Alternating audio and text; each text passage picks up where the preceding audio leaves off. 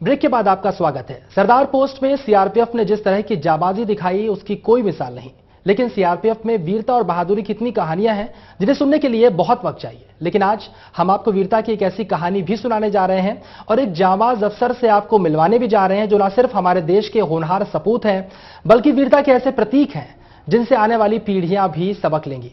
हमारे साथ स्टूडियो में भी मौजूद हैं सीआरपीएफ के deputy commandant R K Singh ji, जिन्हें वीरता के तमाम पुरस्कारों के साथ साथ राष्ट्रपति से शौर्य चक्र भी मिला है। झारखंड के लोहारडागा के घने और बेहद खतरनाक जंगलों में नक्सलियों के मौजूद होने की जानकारी के बाद deputy commandant R K Singh ji अपनी टीम के साथ इनकी तलाश के लिए निकले। घने जंगलों और उबड़ खाबड़ रास्तों के बीच से जब पूरी सर्चिंग पार्टी एक गांव में तलाशी अभियान पूरा करके लौट रही थी, तब नक्सलियों ने उन्हें अपने एम्बुश में फंसा लिया। 800 मीटर के अंदर कुल मिलाकर 198 ब्लास्ट किए गए। हमला बेहद खतरनाक था। आरके सिंह जी का पैर इस हमले में जख्मी हो गया। नक्सलियों ने बचे हुए जवानों पर 3 तरफ से हमला शुरू कर दिया। जख्मी आरके सिंह जी के पैर से खून लगातार बह रहा था, लेकिन फिर भी इन्होंने खुद पर काबू रखा। नक्सलियों ने सीआरपीएफ की टुकड़ी को हथियार डालने के लिए कहा। नक्सलियों की योजना सभी जवानों को मारकर हथियार लूटने की थी, लेकिन डिप्टी कमांडेंट आरके सिंह ने ऐसा होने नहीं दिया। वो लगातार नक्सलियों से युद्ध करते रहे और अपने सीनियर अधिकारियों से संपर्क में भी रहे। हालांकि नक्सली बेहद अच्छी पोजीशन में मौजूद थे और उन्हें पूरी कोशिश की उन लोगों ने कि जवानों को खत्म कर दिया जाए, लेकिन आरके सिंह जी की बहादुरी के सामने उनको हार माननी पड़ी। इस बहादुरी को कई वीरता पुरस्कारों के साथ साथ शौर्य चक्र का भी सम्मान मिला। आरके सिंह जी की बहादुरी को हम भी सलाम करते हैं और इस वक्त हमारे साथ स्टूडियो में खुद मौजूद हैं आरके सिंह जी। सर, मैं आपसे बात करूंगा, लेकिन आपसे बात करने से पहले मैं डॉक्टर रत्ना सिंह से बात करना चाहता हूं, क्योंकि डॉक्टर रत्ना सिंह वो बहादुर महिला हैं जिनके आप पति हैं। और जब महिलाओं को मालूम चलता है कि उनके पति इतनी मुश्किल परिस्थितियों में जाकर लड़ाई करते हैं तो दिल में उनके क्या होता है, उनसे पूछूंगा। डॉक्टर रत्ना सिंह, आप मेरी आवाज सुन रही होंगी। क्या लगा था जब आपको खबर मिली कि आपके पति इतने खतरनाक एम्बुश में फंस चुके हैं, नक्सलियों के बीच फंस चुके हैं, इतनी बुरी स्थिति है, फिर जब आपने उनको देखा अपनी आंखों के सामने, क्या लगा आपको? हाँ, एक्चुअली तो मुझे पता ही नहीं था कि वो इस तरह के ऑपरेशन के लिए निकले हुए हैं। बस ये था कि जब मैंने कॉल किया तो किसी जवान ने उठाया था फोन और उसने बताया कि सर आईसीयू में है और बहुत क्रिटिकल कंडीशन में है, उनके फुट में चोट लगी है।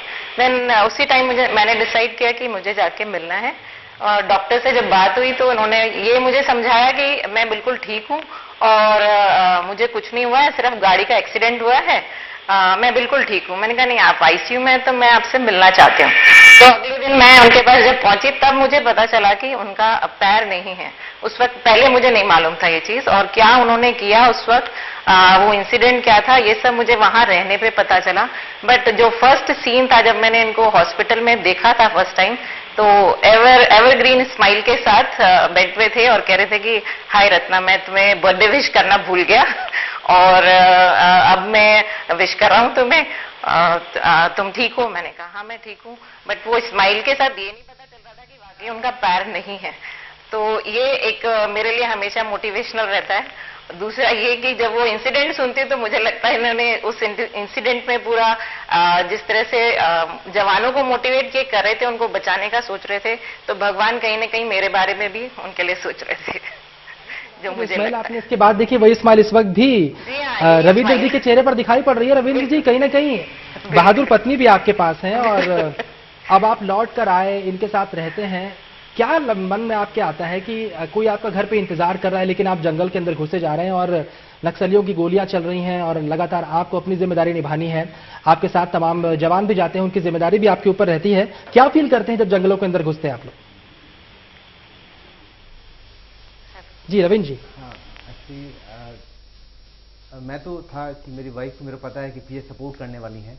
कई फैमिली ऐसी हैं जिनकी सपोर्ट नहीं करती हैं। मेरे साथ जिन साथ के जो कार्मिक जिनके डेथ के, उनके बारे में हमेशा वो पिक्चर याद करते ही एकदम आ जाता है। आज भी मैं उनसे मिला, उनकी वाइफ का मेरा स्टेशन था, उनसे मिला तो एक दिल में लगा कि काश मैं उसको सामने जिंदा रहते। और उनकी जो बीती बात तो नहीं कर सकता उस चीज़ को। मैं दिल में कभी कभी एक बार रह जाता है कि काश मेरे आगे वो ठीक रहते। बहुत ज़्यादा उसको नहीं बोल सकता मैं कि, लेकिन जवान है, हम बहादुरी से लड़ते हैं, हमारा काम है, ड्यूटी है, हम जाके लड़ें, अपने देश की रक्षा करें, विद्रोहियों के खिलाफ अच्छे से काम करें। और लेकिन गॉड वाला है हमको देखने के लिए, अपनी हम ड्यूटी अच्छे से करते रहेंगे। जी रविंद्र जी, नक्सलियों से मुकाबला हो रहा था, एक पैर आपका हो चुका था, खून लगातार बह रहा था, दिमाग में क्या चल रहा था उस वक्त?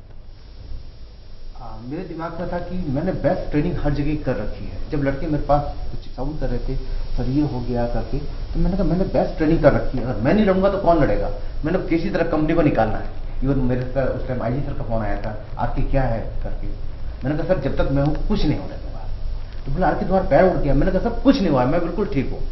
तो बोले ठीक कि बेटा हम लोग पहुंच रहे हैं तुम्हारे पास, ऐसी बात कर, इसी तरह लड़ते रहो आप। उम्मीद थी कि वहां से निकल पाएंगे? बिल्कुल, एक अंदर था, एक उस टाइम एक था हाथ का, तब देखा आपकी तेरी लाइफ लाइन बहुत लंबी है, तो लड़, कुछ नहीं होगा तेरे को, लड़, कुछ नहीं होता है। और उसी को करके मैं लड़ा, सब लड़कों को मोटिवेट करता रहा, लड़कों ने बहादुरी से लड़ा और उनको वहां से खदेड़ दिया। रत्ना जी, जब जाते हैं जंगलों के अंदर तो डर लगता है क्या कि इतनी मुश्किल होती है, लौट कर आएंगे कि नहीं आएंगे, क्या करती हैं उस वक्त आप? नहीं, मुझे कभी इन्होंने एहसास नहीं होने दिया। जब भी कभी पूछा है या 2-3 दिन बात नहीं होती थी, सैटेलाइट फोन के थ्रू बात करते थे, तो मैं पूछती थी आप कहाँ पर हो, तो कहते थे जंगल में मंगल कर रहे हैं। लाइक ये लाइन हमेशा बोलते थे, जंगल में पिकनिक चल रहा है, लाइक हमेशा यही वाली लाइन आती थी। मुझे कभी पता नहीं था कि क्या हो रहा है। बिल्कुल, जंगल में मंगल की बात है, लेकिन एक खास तस्वीरें जो आप इस वक्त लगातार देख रहे हैं टीवी स्क्रीन पर, आप देख सकते हैं कि एक पैर आरके सिंह जी ने देश की सेवा में खो दिया, लेकिन जज्बा कहीं से कम नहीं हुआ। मैराथन में आपको दौड़ते दिखाई पड़ जाएंगे, बड़े बड़े सेलिब्रिटीज इनको सम्मानित कर चुके हैं, चाहे कार चलाने की बात हो, खुद चलकर यहाँ तक आए हुए हैं। सर, पैर देश की सेवा में जरूर चला गया, लेकिन जज्बा कहीं कम नहीं है, कमी महसूस करते हैं, लेकिन हम आपको देख रहे हैं, हम कह नहीं सकते कि शायद आपके पास एक पैर है। नहीं, अभी वही मेरा जज्बा है, वही काम करने की लगन है, और अपने लड़कों के उनके मोटिवेशन के लिए मैं करना चाहता हूँ काम कि कुछ नहीं हुआ, ये तो कुछ छोटी सी चीज़ है। आपको पैर, जब उस टाइम जब फाइट कर रहा था उस टाइम पैर नहीं था, जब मैं फाइट कर सकता हूँ, अब पैर लगा मैं क्या नहीं कर सकता। तो वही मैं लड़कों को बताना चाहता हूँ कि ऐसे कुछ नहीं होता, ये तो हमारी लाइफ में चलता रहेगा, हमारी ड्यूटी इस तरह की है, हम हमेशा लड़ते रहें, हिम्मत बांध के रखें, कभी कुछ नहीं होगा, हमेशा विजय हमारी होगी। पवार साहब, क्या कहेंगे आप इस बहादुरी? नहीं, मैं वही आपसे वही कहना चाह रहा था कि जज्बा आप देखिए, और जो भी वर्दी लगाता है इसमें जज्बा बड़ा जरूरी, यही एक फर्क है। जो वर्दी लगाता है उसको ये मालूम है कि तेरी जिंदगी कभी भी खतरे में हो सकती है। ये जो बहादुरी है ये जज्बे के बगैर नहीं होती, उसकी ये मिसाल आपके सामने बैठे हैं। जिस दिन हमने ये वर्दी डाली उस दिन हमने ये जिंदगी देश के नाम कर दी। हमारी ऑर्गेनाइजेशन में मैं आपको ऐसी हंड्रेड्स ऑफ दिखा सकती हूँ जिसमें लोगों ने अपनी पूरी बॉडी भी देश के नाम कर दी है। Even after death they have pledged their body, entire organs per se to the organization. So it's not duty while we are alive. It is for the country even after we are dead. बड़ा जज्बा है। So आप इसको ये देखिए कि सिंधु का मत कर कलेजा, हम सुधा भी शोध लाए और हमारे तेज से सूरज लजाया है, न भूलिए। बहुत खूब, बहुत खूब, बहुत खूब। लेकिन मैम ये बताइए कि जब आप लेकर जाती हैं, तमाम जंगलों के अंदर गई, खतरा बहुत ज्यादा होता है, ये परिस्थितियां जब सामने होती हैं तो आपको सिर्फ अपना ख्याल नहीं रखना, अपने जवानों का भी ख्याल रखना है। वो क्या परिस्थिति दिमाग में चलती है, क्या दिमाग में सोच होती है? देखिए, ये मान करके चलिए कि सिर्फ हमारा ख्याल एक लीडर के दिमाग में नहीं आ सकता।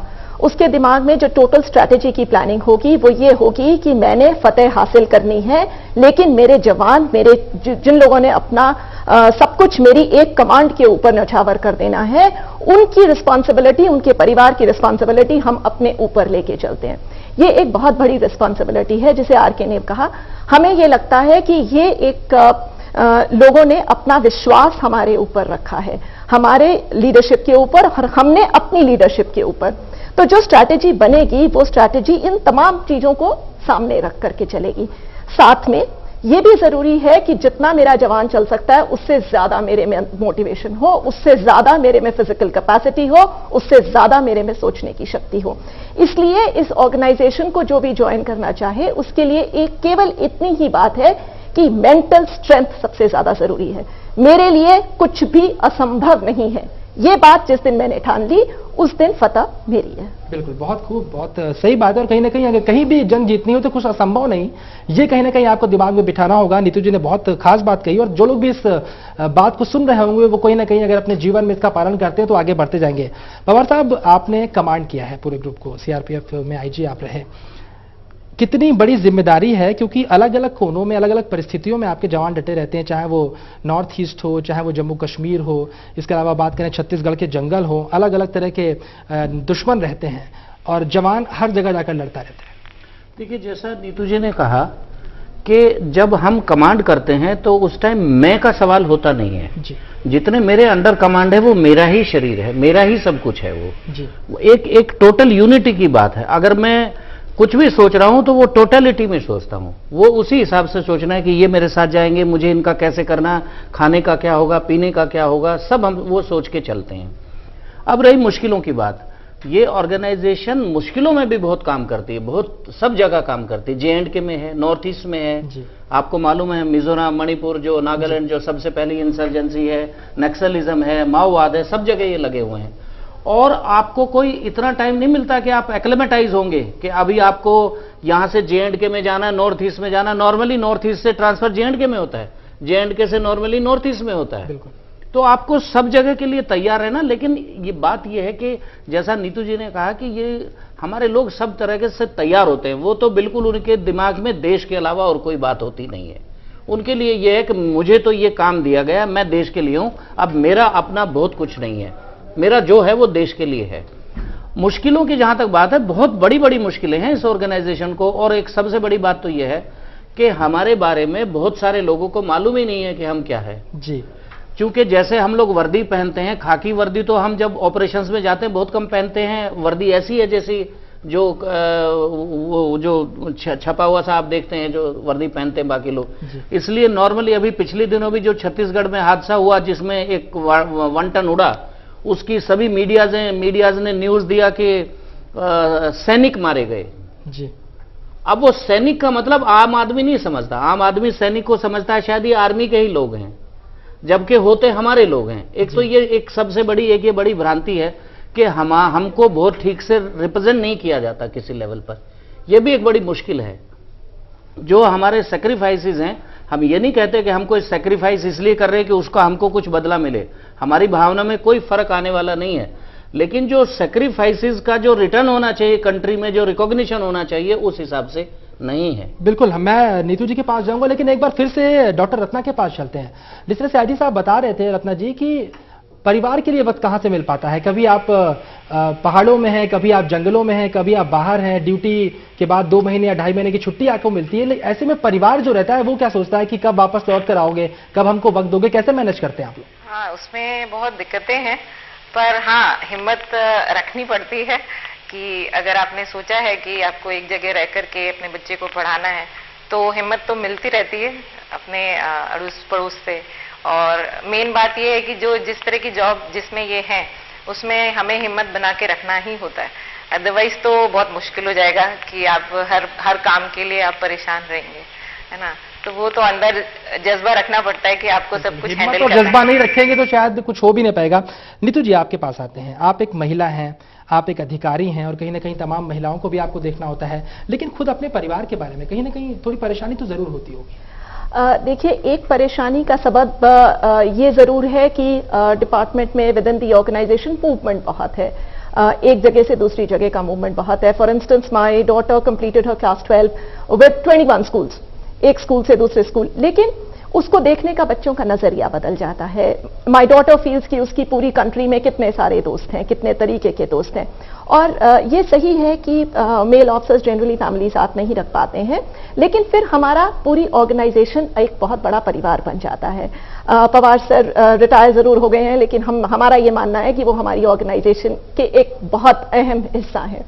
3 लाख की स्ट्रेंथ वाला जिसका परिवार हो उसको ज्यादा सोचने की जरूरत नहीं है। जाहिर सी बात है, परिवार को वक्त तो नहीं दे पाता, लेकिन 3 लाख से ज्यादा स्ट्रेंथ परिवार की होती है। ऐसे में कहीं पे अकेलापन महसूस नहीं होता। वक्त फिलहाल छोटे से ब्रेक का है, लेकिन इस ब्रेक के बाद हम आपको बताएंगे किन किन जगहों पर मनाया गया आज भी शौर्य दिवस।